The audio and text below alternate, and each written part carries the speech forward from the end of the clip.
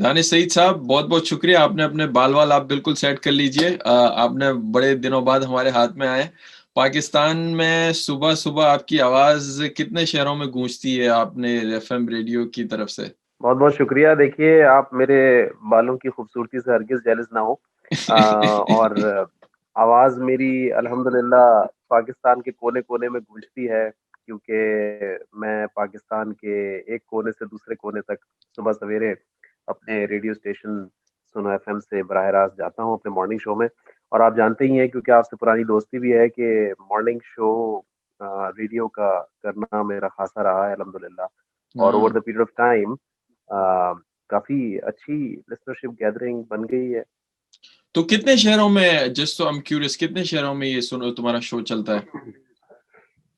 भाई तकरीबन यूँ समझ लें कि स्कर्दू से गवादर तक, तो ओ। तकरीबन कोई 80 शहरों में पाकिस्तान के मॉर्निंग शो सुना जाता है। और मुझे खुशी है कि रेडियो के लिसनर्स काफ़ी मैच्योर लिसनर्स हैं। और जिस टाइप के लिसनर्स मिलते हैं और वो प्रोग्राम में अपना फीडबैक देते हैं, तो खुशी भी होती है कि पाकिस्तान में आज भी रेडियो बड़े ज़ौक़ और शौक़ के साथ सुना जाता मैं वही कह रहा था तुम्हें, बिकॉज यार देखो, द थिंग इज कि है। हमारे सामने जो चीज होती है ना, विजुअली आंखों के सामने, उसकी हम अहमियत साइकोलॉजिकली लोग ज्यादा समझते हैं। But radio, I feel like कि उसकी, if I am not wrong, उसकी रीच भी कभी कभार टीवी से ज्यादा होती है। और ये किस्म की साइलेंट, समझो कि वॉइस है जो कि लोग नोटिस नहीं करते, बट इसका इम्पैक्ट जो है खासकर टीवी से भी ज्यादा होता है, if I am not wrong, right? बिल्कुल ठीक कहा आपने, क्योंकि radio is a mass medium. और सबसे इसकी जो खूबसूरती है वो ये कि आप इसको मोबाइल यूनिट की तरह कहीं भी लेकर घूम सकते हैं। और एक वक़्त वो था ना कि जब टेलीविज़न नहीं था और सिर्फ़ रेडियो था। हम्म। उसके बाद जब टेलीविज़न आया, तो रेडियो लिसनरशिप के अंदर यकीनन फ़र्क आया और लोगों का रुझान टेलीविज़न की तरफ चला गया। लेकिन फिर एक दौर आया एफ़एम रेडियो का, जो हाँ। कि वे बैक इन 90s आपने भी उसको ऑब्ज़र्व किया, मैं भी उसका हिस्सा रहा। और फिर 90s के बाद रेडियो एफ़एम रेडियो ने आकर दोबारा से रेडियो लिसनरशिप को बढ़ाना शुरू कर दिया। और अब आज के दौर में radio has become audio visual, यानी आप जहाँ सुन रहे हैं वहीं आप सोशल मीडिया के ज़रिए उसको देख भी रहे हैं। और ख़ुसूसन पाकिस्तान में चूँकि टेलीकॉम इंडस्ट्री ने काफ़ी तरक्की की है, और ये वो इंडस्ट्री है जो कि एक इमर्जिंग इंडस्ट्री थी, और आज is one of the top यानी रेवेन्यू मशीन है पाकिस्तान की इंडस्ट्री में। तो हुआ ये कि तमाम जो मोबाइल फ़ोन सेट्स बनते चले गए, उसमें एफ़एम रेडियो की चिप भी लग गई। तो हम्म। आपके लिए बड़ा आसान हो गया कि आपको रेडियो सेट खरीदना नहीं है, बल्कि आप जो मोबाइल फ़ोन सेट खरीद रहे हैं, उसी के अंदर आपके पास चिप भी है, जिसमें आप सिर्फ़ हैंड्स फ्री लगाते हैं एंड हियर यू गो। तो अब पाकिस्तान में जो कैटेगरी है लिसनर्स की रेडियो की, वो ना सिर्फ़ गाड़ियों में, बल्कि आपके देहात से लेकर शहरों तक के जो आबादी है, उसमें हैंड्स फ्री के ज़रिए, मोबाइल फ़ोन के ज़रिए भी सुनी जाती है। और आज भी बेशुमार लोग ऐसे हैं जो कि रेडियो सेट भी घर में रखते हैं। तो जो लिसनरशिप क्राइटेरिया है वो बढ़ गया। फिर एक डिजिटल एरा आया है, जिसके इस वक़्त यानी हम लोग भी अभी डिजिटली कनेक्टेड हैं। तो ये जो डिजिटल एरा आया है, इससे स्ट्रीमिंग लिंक की वजह से दुनिया भर में रेडियो की लिसनरशिप में इज़ाफ़ा हुआ। तो एग्जैक्टली, आज मैं तुम्हें वही कह रहा था कि, और अब ये जो एक नई फॉर्म आई है इंटरनेट के जरिए, जिसे लोग पॉडकास्ट कहते हैं, जो it's like an audio visual. मैं तुम्हें अपनी जी, बात बताऊं, मैं generally speaking I kind of feel more comfortable listening to जी, रेडियो। मेरी जितनी भी न्यूज कंजम्पशन है, I don't get my news from TV, to be honest. मेरी जो मोस्टली राइट, न्यूज कंज्यूम में करता हूँ, वो ये पॉडकास्ट सुनता हूँ सुबह उठ के। मेरा एक रिचुअल है, जो मेन न्यूज मेरी राइट, होती है। इवन चलते फिरते भी जितने भी हुँ, एजुकेशनल, मेरी साइंस की कुछ पॉडकास्ट काफी फेवरेट है। But right, the thing is the amount of knowledge that I get from hmm, radio, hmm, I think it's so hmm, powerful कि लोग उसको समझते नहीं है कि हुँ, कितना वैल्यूएबल मीडियम है ये, अगर वाकई में कोई सीखना हुँ। चाहे कुछ। यार आप जानते हैं, आप आपने भी पाकिस्तान में जब तक आप थे, तो आपने भी रेडियो का हिस्सा आप रहे, और मैंने आपके साथ भी काम किया। तो मुझे आज भी याद है कि आप हो गए, वसीम बदामी हो गए, और दीगर वजी सानी हो गए, याह्या हम्म। हुसैनी हो गए, मारिया नौरीन हो गई, और दीगर ऐसे हमारे टेलीविज़न के स्टार्स हैं जो कि रेडियो से वाबस्ता रहे। और हुँ, वो दौड़ के भाग के आया करते थे अपने टीवी प्रोग्राम के बाद रेडियो करने के लिए। एग्ज़ैक्टली। क्योंकि वो एक ऐसी एडिक्शन है और आपने बिल्कुल सही कहा कि जो रेडियो का कंटेंट है, उसमें बड़ा काम हुआ है। और मैं ज़रूर इस बात में अपनी यानी जो ओवरऑल इंडस्ट्री है उसने भी एक एक अलग डायमेंशन की तरफ चले गए। यानी एफएम रेडियो पहले आपने भी यकीनन सुना होगा, जिस वक़्त हमें लोग देख रहे हैं, उन्होंने भी एफएम हुँ, रेडियो को सिर्फ़ म्यूज़िक के लिए ट्यून किया होगा, कि जी हुँ, हमारी पसंद का म्यूज़िक आ जाएगा। लेकिन अब यानी उसमें मैंने भी अपना किरदार ज़रूर अदा किया कि जिस-जिस रेडियो के साथ मैं रहा, तो मैंने कंटेंट के ऊपर बहुत मेहनत की और काम किया। और जब कंटेंट को हमने रिवाइज़ किया और उसके ऊपर मेहनत करके पेश करना शुरू किया, तो अल्टीमेटली उसका रिस्पॉन्स बड़ा ज़बरदस्त आया। क्योंकि जो मैच्योर ऑडियंस थी, जो लोग सुनना चाहते थे कंटेंट, वो ट्यून इन हो गए। अच्छा, आप तो अमेरिका में हैं, अमेरिका में तो इवन टॉक रेडियोज़ भी चलते हैं, जिसमें सारा एग्ज़ैक्टली। दिन आपके टॉक शोज़ चल रहे होते हैं। हुँ, पाकिस्तान में अभी तक टॉक रेडियोज़ का उतना रुझान नहीं है, लेकिन बहरहाल अब कंटेंट बेस्ड रेडियो को लोग पसंद करते हैं और हुँ। सुनते हैं अपने फेवरेट प्रोग्राम्स को ट्यून करके। और इनफैक्ट आई थिंक आपने जो बात मेंशन की जितने भी बड़े-बड़े नाम हैं हमारी टीवी के भी, उसमें बहुत से लोगों की शुरुआत रेडियो से हुई है and I think being part of radio correct me if I am wrong ये एक अच्छी बात है किसी भी नए आने वाले ब्रॉडकास्ट के उसके लिए कि रेडियो आपको स्पेशली बिहाइंड द सीन्स इतना अच्छा प्रिपेयर करता है एज़ अ ब्रॉडकास्टर आपकी आवाज़ पे आपको मेहनत करनी पड़ती है एंड देन बहुत सारी मिस्टेक्स की जो है एक एनवायरनमेंट प्रोवाइड करता है जो कि आई थिंक टीवी में इतना मार्जिन ऑफ एरर नहीं होता जो जो लोग पहले से टीवी में आ जाते हैं डायरेक्ट रेडियो के बगैर कंपेयर टू ऐसे लोग जो रेडियो का एक्सपीरियंस लेके आते हैं I think they are more you can see in their voice आपको पता लगता है कि नहीं नहीं, यार आपको बंदा कुछ आपको करके आया है। बोलने का आपको बोलने का अंदाज़ मालूम हो जाता है, आपको आवाज़ का जो ज़ेर-ओ-बम है वो समझ में आ जाता है, हम्म आपको लफ्ज़ों का इंतख़ाब अच्छा आ जाता है।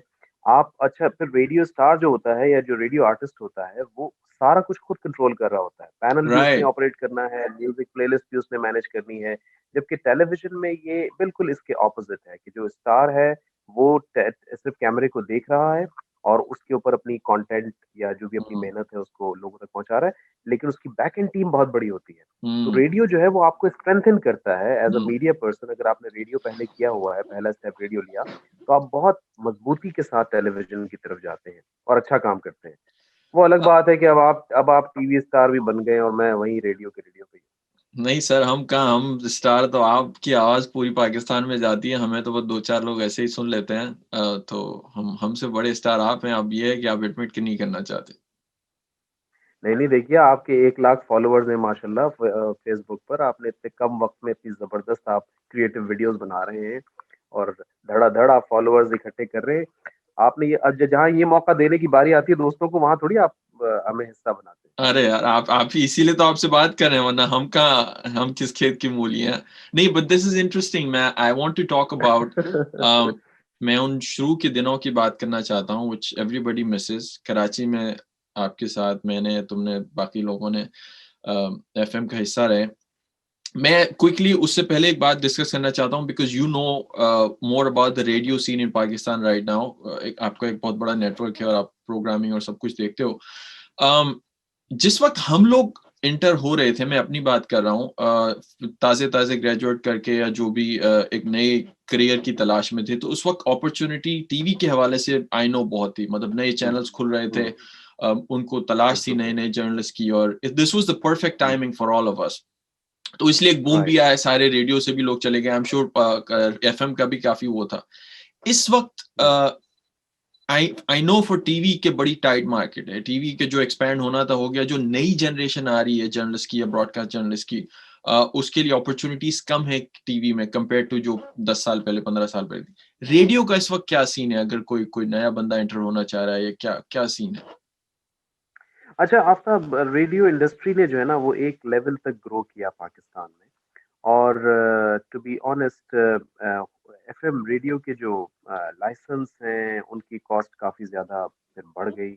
और जब बढ़ने के बाद जो जो सेठ सेठ तबका था उसने उसके ऊपर इन्वेस्ट करना रोक दिया, क्योंकि हुँ, उनको लगा कि जी अब जो ब्रेक इवन है वो नहीं होगा। रेडियो का जो एडवर्टाइजिंग शेयर है वो श्रिंक करता चला गया। अच्छा, हुँ, ये वो बातें हैं जो कि टेक्निकली सपोर्ट करती हैं किसी भी रेडियो को अच्छा चलने में। लेकिन on the other hand radio की लिसनरशिप में इज़ाफ़ा होता चला गया। तो जहाँ रेडियो की लिसनरशिप बढ़ रही थी, वहीं पर ये बड़ा ज़रूरी था कि हम रेडियो इंडस्ट्री को पेनिट्रेट करने के लिए और उसमें मज़ीद गुंजाइश बनाने के लिए जो टर्म्स एंड कंडीशंस हैं और दीगर मामलात हैं, उनमें आसानी ढूँढते। बट अनफॉर्चुनेटली ऐसा नहीं हुआ, जिसकी वजह से जो रेडियो की एफ़एम रेडियो की पेनिट्रेशन है पाकिस्तान में, वो एक लेवल तक ऊपर गई।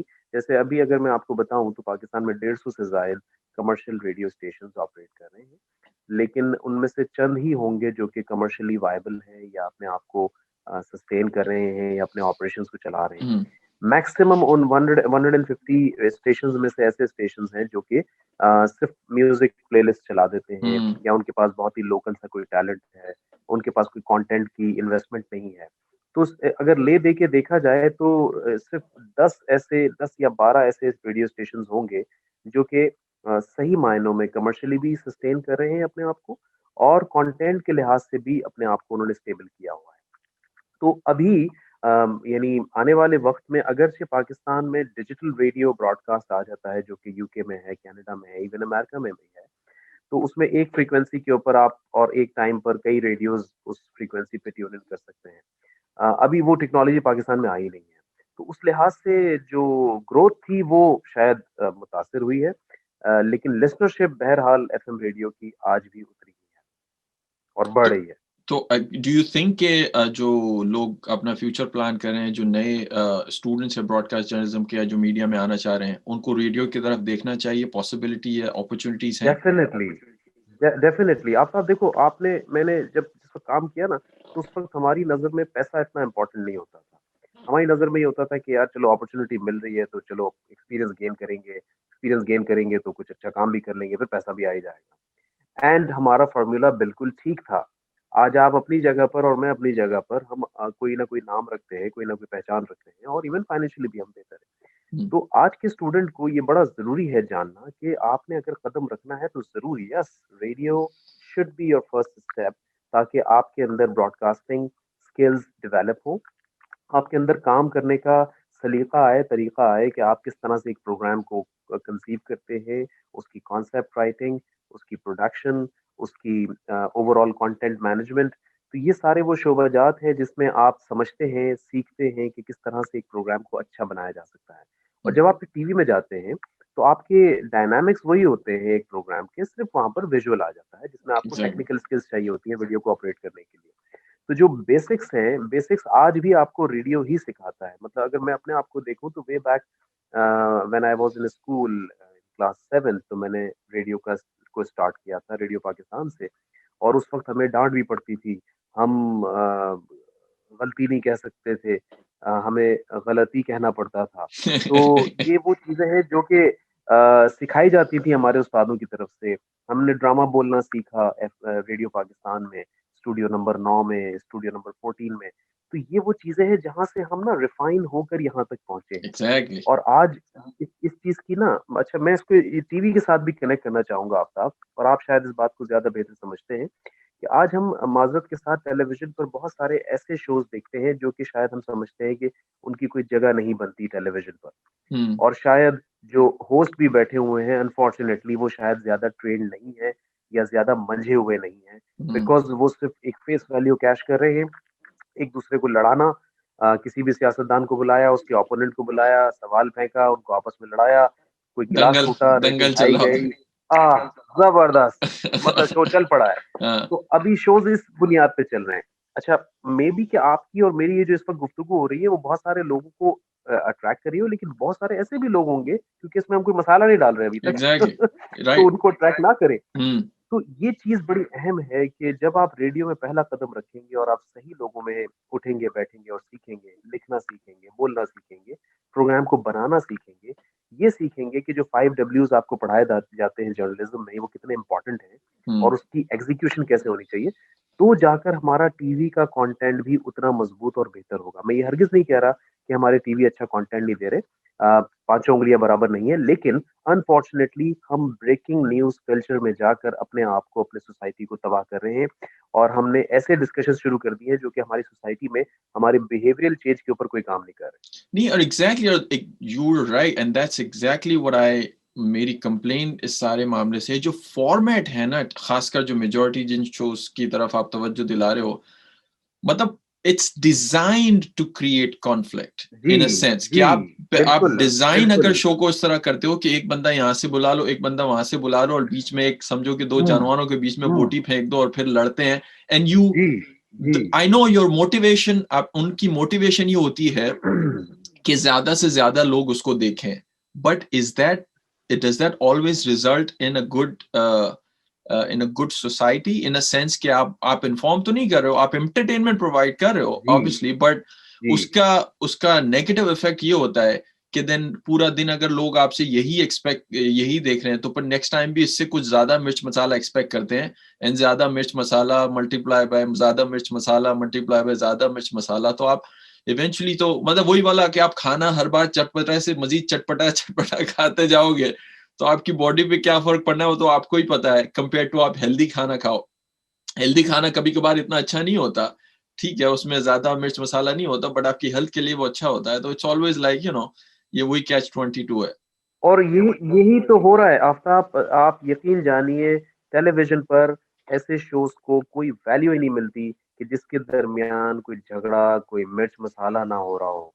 वो हाँ। कहते हैं आज तो एंकर ने कोई काम ही नहीं किया। तो मतलब उससे हो क्या रहा है? उससे हो क्या रहा है? उससे हो ये रहा है कि हम एक तो बहुत ज़्यादा एडिक्टेड हो गए हैं इस चीज़ के, एडिक्शन है, सही और बात है। इस एडिक्शन ने हमारे सोचने की अंदाज़ को बदल दिया है। अब हम देखते हैं, यानी मैं अगर बाहर निकलूँ ना, तो लोगों के अंदर जो टॉलरेंस है वो खत्म हो जाता है। यानी हम्म। आप किसी से बात करें, तो वो बंदा आपको एकदम किसी भी ऐसी बात पर नाराज़ हो जाएगा आपसे कि जो आप शायद एक्सपेक्ट नहीं करोगे कि यार इसने एकदम से मुझे रिएक्शन क्यों दे दिया? हम्म। क्यों? क्योंकि हमें जो चीज़ दिख रही है, और सारा दिन हम जब एक स्क्रीन के साथ जुड़े रहते हैं और एक ही तरह की चीज़ें देख रहे होते हैं, लाल-लाल, लाल-लाल स्क्रीन, तो उससे हमारा जो सोचने का अंदाज़ है वो भी बहुत ज़्यादा लाल-लाल, लाल-लाल हो गया है। तो अभी हर कोई लाल पीला ही हुआ है, घूम रहा होता है। तो उससे ये बड़ा ज़रूरी है कि हम अपनी सोसाइटी के अंदर देखिए, पाकिस्तान में ना पाकिस्तान की इमेज बिल्डिंग के लिए इसमें कोई शक नहीं है कि जितने ज़्यादा मीडिया आउटलेट्स आते चले गए, उन्होंने काफ़ी काम किया, और अब पाकिस्तान का इमेज दुनिया भर में अच्छा दिखाई भी देता है। और मैं समझता हूँ कि आज के दौर में हमारे एक अंग्रेज़ी चैनल चैनल की बहुत ज़रूरत है, ताकि वो हम्म। लोग जो अमेरिका में आबाद है, कनाडा में आबाद है, यूके में आबाद है, उनको भी ज़रूर मेरे पता लगे कि पाकिस्तान में कितना कुछ अच्छा हो रहा है। So there are a lot of things जो कि that needs to be highlighted अच्छा, on एक these चीज मुझे platforms ये जो कि बहुत अच्छे समझ हो में रहे नहीं आती, I am sorry interrupt before मैं भूल जाऊं, ये जितने भी, एटलीस्ट खैर मैं तो उतनी ताकि से पाकिस्तानी चैनल, इवन यहाँ के भी मैं टीवी चैनल नहीं देखता हूँ, मैं लाइक आई सेड मेरी न्यूज में या हैं। तो इंटरनेट से मेरी एक स्ट्रीम है या रेडियो से लेता हूँ, बट मैं जब भी देखता हूँ पाकिस्तान में जो लोग ये एंकर्स चीखते क्यों, इतना चीखते चिल्लाते क्यों है? ऐसा लग रहा है कि मतलब क्या उनका लेवल करने वाला बंदा उसको पता नहीं है, वो इतने चीखते क्यों है? व्हाई डू यू हैव हाँ। To shout? अच्छा, आपने जब आप ज़रूर जानते होंगे जो माइक लेवल्स हैं, उसमें ना जो लोग टेक्निकल हैं वो इस वक़्त समझ जाएँगे, जो हमें देख रहे हैं कि उसमें मुख्तलिफ कलर्स होते हैं लाइट्स के। हाँ, और जो उसमें भी रेड आ ग्रीन रहा और होता ऑरेंज के बीच में ग्रीन और येलो, हाँ, ग्रीन और येलो के बीच में ना हमें सिखाया गया है कि आपने अपनी आवाज़ को रखना है, है। राइट। अच्छा, इधर इनकी तमाम जो शोज़ होते हैं वो वो ऑरेंज रेड पे और रेड चल के रहा दरमियान हो रहे होते है। हैं। तो तो आई डोंट नो वो मतलब what's wrong tempo he with high है, दिस। तो वेरी हाई टेम्पो। और या। उसी से तो देखिए, अगर मैं और आप अभी हम कुछ मज़ाक भी कर रहे हैं, कुछ बात भी कर रहे हैं, तो हमारी जो टोन है वो एटलीस्ट किसी के कानों को बॉदर नहीं कर रही होगी। लेकिन अगर मैं ऐसे बोलना शुरू कर दूँ, आफ्ताब साहब, क्या कर रहे हैं आप? आपने कैसे मुझे कॉल की? आपने ज़ूम को इस्तेमाल कैसे किया? अब ये तो ऐसा टोन है कि जिसमें 1 सेकंड के अंदर आफ्ताब साहब भी जोश में आ जाएँगे। हाँ। तो वो जो जोश और वलवला है ना, उसने हम्म। हमारा माज़रत के साथ बेड़ा गर्क किया है, हमारी ब्रॉडकास्टिंग स्किल्स का भी, और खुसूसन हमारी जर्नलिस्टिक स्किल्स का भी। तो हम्म। जो दरअसल जर्नलिज़्म हमने देखा, पढ़ा और एग्ज़ीक्यूट किया, वो ये नहीं था, कतई तौर पर हम्म। ये नहीं था। वो ये था कि हम सोसाइटी में ऐसे इश्यूज़ को हाइलाइट करें, सच ज़रूर बोलें और सच को हम्म। हाइलाइट करें, और बैलेंस ऑफ ओपिनियन के ऊपर जाएँ। अगर आप किसी से बात कर रहे हैं, तो उसके अगेंस्ट वाले बात से बंदे से भी बात करें, ताकि आपको सही समझ में आए। तो हम्म। वो ये बड़ा ज़रूरी है, और इसमें यकीनी तौर पर असातिज़ा का होना बड़ा ज़रूरी है। जो मीडिया स्कूल्स हैं, मास कॉम के स्टूडेंट्स हैं, उनको भी समझना और प्रैक्टिकली एग्ज़ीक्यूट करना बड़ा ज़रूरी है। कराची से आप मूव हो गए इस्लामाबाद, कराची के दिन याद आते हैं? अरे मत पूछिए, गो के Islamabad is a beautiful city, it is my second home town now. लेकिन कराची तो क्या बात है कराची की, मतलब सबसे ज़्यादा क्या मिस कॉस्मोपॉलिटन करते हो शहर है। कराची के बारे में? यार कराची में मैं अपने जो दोस्त मेरे आप जैसे दोस्त और साथ ही वहाँ की गहमा-गहमी, वहाँ पर हम जो ढाबे पे बैठ के चाय पीना, दही बड़े, चाट और चटपटी चीज़ें, बिरयानी, ओए होए! क्या याद दिला दिया तुम इस वक़्त यार, मेरे कराची जलते हुए तो नमक मतलब छिड़क रहे हो। दिल भर जानी है। हम कितना बैठे हाँ, बंस रोड पे, तो न जाने सदर में, मुख्तलिफ जगहों पे। शारा फैसल तो हमारा गढ़ होता था, आप आ जाते थे एफएम 107 पे, हम बैठते थे, गपशप लगाते थे, फिर एंड आई कभी कैन मिलते टेल थे। यू देयर इज़ नो इसका मैंने एटलीस्ट आज तक कहीं रिप्लेसमेंट नहीं देखा। नहीं है और हो भी नहीं सकता। मतलब जो आपका ओरिजिन है ना, वो ओरिजिन है। आप हुँ, आज भी आते हैं कराची जब भी, और अगर मैं भी कभी होता हूँ, तो हम आज भी राब्ता उसी तरह करते हैं और हुँ। मिलते भी हैं, बैठते भी हैं।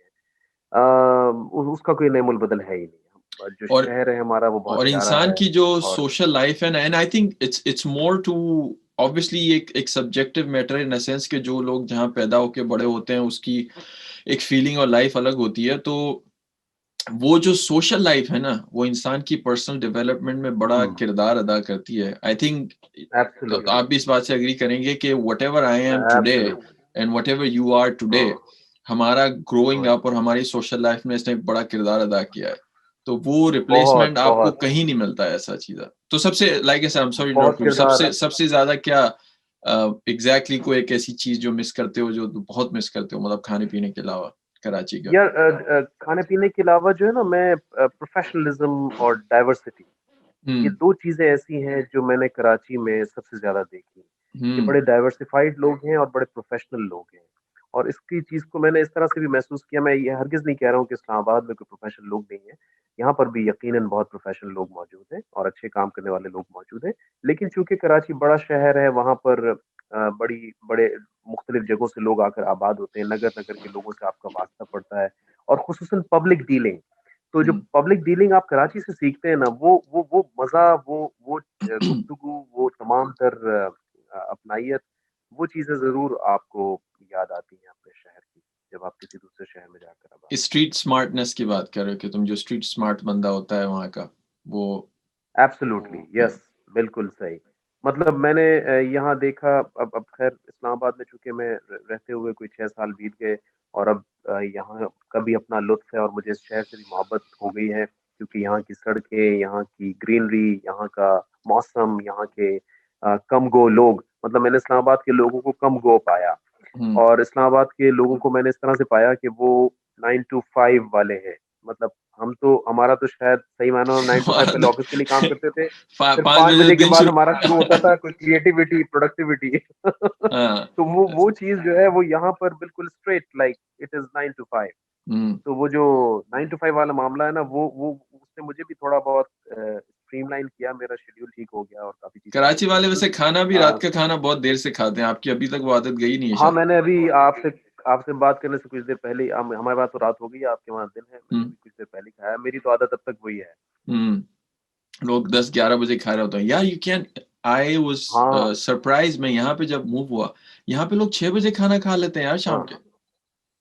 अच्छा, 6 बजे अमेरिका में डिनर 6 हो बजे? जाता है हाँ मतलब और हुँ। स्पेशली जो ओह! स्ट्रिक्ट अच्छा। रहा यहाँ की लेकिन वो स्केड्यूल फॉलो वहाँ पे करते हैं फ़ास्ट फ़ूड का बड़ा रुझान है ना? फ़ास्ट फ़ूड फास्ट का फूड भी तो का तो बड़ा है रुझान है ना, but burger I am chicken. Talking about कि जो घर में अगर कोई कोई फैमिली सिस्टम है या घर में एक स्केड्यूल बना हुआ है तो लोग हाँ, लिटरली यहाँ पे अच्छा। लोग मैंने अच्छे खासे तादाद में मोस्टली जो हुँ, इनफैक्ट यहाँ पे हैं 9 to 5 जॉब करने वाले ये लोग 6 बजे हाँ। डिनर का टाइम होता है इवन तकरीबात में भी यहाँ पे आप जाएं तो 6 से 6:30 बजे डिनर का टाइम होता है ओह! और अच्छा। आठ आठ नौ अच्छा, बजे अच्छा, लोग अच्छा। सो जाते हैं तो मैं वाह! मैं तो ये कहता हूँ कि भाई ज़बरदस्त। 6 बजे तो शाम की चाय का वक्त होता है हमारा हाँ, चाय 6 पापे बजे ना तो हम मिले तो समोसे उसका खाते थे। हाँ। तो अच्छा, बट ये दिस बताओ यार, आप मुझसे तो पूछ रहे हैं कराची और इस्लामाबाद और पाकिस्तान के बारे में, डोनाल्ड ट्रम्प की तबीयत कैसी है? तबीयत आपके सामने ही है भाई इस वक्त न्यूज़ पूरी दुनिया के सामने ही है अच्छा, इस पे में वो ये मान क्यों नहीं रहे कि वो हार गए हैं? well I mean without making any comments honestly I know मेरी अपनी restrictions है but मैं मैं इसको सिंपलीफाई अगर करना चाहूँ सबके लिए आई थिंक इस सारे मामले में पूरी दुनिया में लोग उसको मुख्तलिफ तरीके से इंटरप्रेट करते हैं, बट मेरी नज़र में जो पूरा इस मेस में या इस एंग्जाइटी जो लोगों को हो रही है उसमें जो खूबसूरती सामने आई है ना, वो ये है सिस्टम की। मैंने अभी रिसेंटली वीडियो में भी कहा था कि यहाँ का सिस्टम, स्पेशली वोटिंग का और वोट काउंटिंग का और इलेक्शन कराने का, स्टेप बाय स्टेप इस तरीके से कॉडिफाई हुआ है, इस तरीके से रूल्स और रेगुलेशन प्रैक्टिस हो रहे हैं और लिखे गए हैं कि उस सिस्टम की खूबसूरती है, उसकी रेजिलियंस अभी सामने आ रही है कि इसको कोई भी चाहे अपनी तरफ से कोई, मैं मतलब विदाउट कोई भी पार्टी या कोई भी ऐसा भी बंदा आ जाए कल को कि जो चाहे कि नहीं सब कुछ मेरी फेवर में वो हो नहीं सकता, बिकॉज लोकल लेवल पे इतने रूल्स और रेगुलेशन से लोग उसको फॉलो करते हैं कि आप उसमें से एक रूल में से भी साइड में लिखो ना तो फौरन आप कोर्ट में लेके जा सकते हो उसको। तो उसके वर्क अराउंड सिस्टम के या सिस्टम को बेंड करने के ऑप्शंस यहाँ पे नहीं है। तो वो सिस्टम की खूबसूरती इस वक्त सामने आ रही है कि वो एक बफर जोन बना हुआ है बेसिकली इस सारे मामले में। ये तो बल्कि बहुत अच्छा है क्योंकि दुनिया भर में इस तरह के सिस्टम्स जब डेवलप होते हैं, अभी जैसे हमारे प्राइम मिनिस्टर ने भी अनाउंस किया है कि जी कोई इलेक्ट्रॉनिक वोटिंग का सिस्टम पाकिस्तान में लाया जाए ताकि ट्रांसपेरेंसी के साथ ये तो सबसे बड़ी ब्यूटी है किसी भी और जगह ब्यूटी पर। मेरी नजर में सबसे बड़ी तो कि जितना लोकल लेवल पे आप लोगों को अख्तियार देंगे ना, मतलब बजाय इसके कि ऊपर से कोई एब्सोल्युटली अथॉरिटी आपको एम्पावर कंट्रोल करे, करेंगे हाँ, आप। हाँ यस, बॉटम अप जो अप्रोच होगी ना तो उसको बिल्कुल सही। शेक करने में या उसको ब्रेक करने में ज्यादा मुश्किल है, बजाय इसके कि आप टॉप से एक चीज को कंट्रोल करो और सबको कंट्रोल करे। अगर किसी भी चीज को आपको स्ट्रॉन्ग करना है ना तो आपको नीचे के लेवल से उसको अख्तियार दे दें, बजाय इसके कि आप एक अथॉरिटी को कंट्रोल करो। अगर आप, मैं अलग बताया, यूएस में कोई इलेक्शन करवाने का सिस्टम फेडरल लेवल से नहीं है, वो काउंटी लेवल से। यूएस में हजारों की काउंटीज है, लाइक 3,000 समझो काउंटीज है। तो अगर कोई उसको कंट्रोल करना चाहे तो क्या ज्यादा आसान है कि ऊपर से कोई जो एक अथॉरिटी को कंट्रोल करे या नीचे से 3,000 काउंटीज को कंट्रोल करे? 3,000 काउंटीज को कंट्रोल करना ऑलमोस्ट इम्पॉसिबल है। यही सिस्टम की खूबसूरती है कि काउंटीज के पास इख्तियार आते हैं इलेक्शन कराने के, आप उसको कंट्रोल करने जाओगे वो तो लोकल लेवल पे शोर शराबा होगा, आप कर ही नहीं सकते उसको। तो ये मेरे ख्याल से नहीं जितना बिल्कुल ठीक। जितना लोकल लेवल पे हो आई उतना थिंक अच्छा। ये बल्कि और एम्पावर करेगा। और ये क्योंकि America is the super power और वहाँ से काफी सारे सिस्टम्स पहले वहाँ बनते हैं फिर दुनिया उसको अडेप्ट करती है। तो आई थिंक ये बड़ी अच्छी एक एग्जांपल सेट होगी कि अगर ये सिस्टम्स इन प्लेस हैं और इसके जरिए चीजें होना शुरू होती हैं। नहीं, और एग्जैक्टली अच्छा भी यही है ना, आपने बिल्कुल सही कहा कि जब तक आपका एक आम आदमी एम्पावर नहीं होगा तो हुकूमत तो दरअसल आम आदमी की है। अगर एग्जैक्टली आम आदमी कोई कोई तकलीफ में है और वो तकलीफ रिजॉल्व नहीं होती तो चाहे कितना ही वोटिंग पावर के साथ कोई भी आया हुआ हो तो वो तकलीफ तो वही रह जाएगी। तो ये एग्जैक्टली बड़ा इंपॉर्टेंट है कि आम आदमी को एम्पावर किया जाए। तो मौसम अभी क्या सर्द हो गया वहाँ?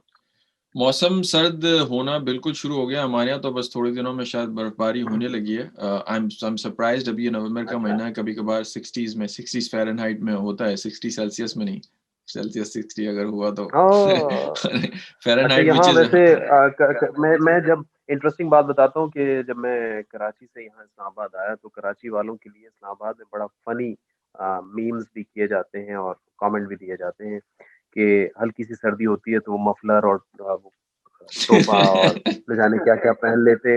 तो मेरे साथ भी फर्स्ट ईयर ऐसे ही हुआ था कि जब मैं आया तो बिल्कुल हल्की सी सर्दी हुई और वो कराची के लिहाज से मेरे लिए बहुत ज्यादा सर्दी बहुत थी। तो मैंने ज्यादा कोई सही डबल बात है। डबल स्वेटर पहन लिया, हाँ, मफलर भी पहन लिया और टोपा भी हाँ। पहन लिया। तो इतना लोगों ने मेरा मजाक बनाया। फिर अब मैं यूज टू हो गया हूँ। अब कम से कम समझे जब तक 10 से नीचे टेम्परेचर नहीं जाता तो तब तक सर्दी महसूस नहीं होती। एग्जैक्टली। तो यकीनन Danish, आपके thank साथ भी you. ऐसे ही हुआ I होगा know, जब आप yeah, यहाँ। I have to run for a meeting as I told you, but I'd love to have you back for a longer discussion. And again, इंशाल्लाह, क्योंकि ये this is इंशाल्लाह। I will continue this. ये एक मेरा एक मेरी जाती ख्वाहिश है कि अपने सारे दोस्तों से इस आपने तरह से बात करूं। आपने मेरी सलाहियत को चेक किया है कि भाई ये विजुअल भी बोल सकते हैं या नहीं बोल सकते हैं? अच्छा अरे किया आपने। आपकी सलाहियत तो यार, इसके क्या कहने, उस आपकी सलाहियतों पे ये प्रोग्राम हो सकता है पूरा। आप क्यों उस पे वो कर रहे हैं? नहीं, but Danish, thank you, man. Thank you thank you for Aftab, everything. Thank you very much, thank you You're very doing a much. great job for your show. Like I said, I always admired you. Keep on doing it. Thank you, And like I said, तुम thank you. आप लोग जो काम कर रहे हैं radio वाले, खासकर अब समझो एक साइलेंट रेवोल्यूशन पे काम कर रहे हैं। लोगों के सामने नोटिस नहीं होता, बट बहुत उसका शुक्रिया, इम्पैक्ट बहुत होता है। बहुत शुक्रिया। Thank you very much, means a lot. Thank you, sir. Talk to you later. Thank you very much. See you Thank you. then. Bye. Allah Hafiz. Allah Hafiz.